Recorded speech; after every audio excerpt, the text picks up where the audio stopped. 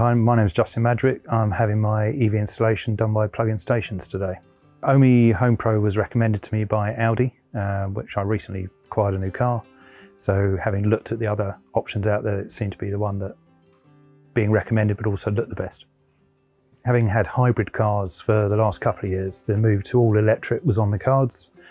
It really came about through doing some long commuting using a small iGo and then having the option to have a better car which could be charged at my destination, and the benefit in kind tax making it very affordable through the company.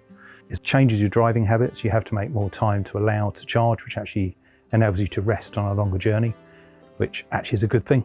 And I stop and actually do work instead of ploughing through for 3 hours.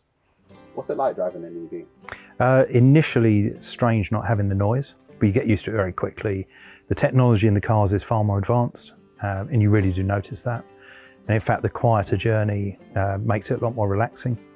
So the rest, the slightly more relaxing journey, the power that you get in the electric car is far greater than any of the petrol vehicles, even at the lower end. And the convenience of being able to charge the car overnight, which will happen here soon, and the cost effectiveness of the electric car makes it a good option for me. Luke did a quick assessment. He was able to work out the best way to do the installation. It's been pretty seamless, very little downtime on the power, and so far very respectful of the property, the space. We're quite proud with our garden. He's not damaged anything, so far so good. I've been a petrol head all my life. I've been driving for nearly 40 years, and I sat on the fence for a good 3-4 years. I'm really glad I made the move now.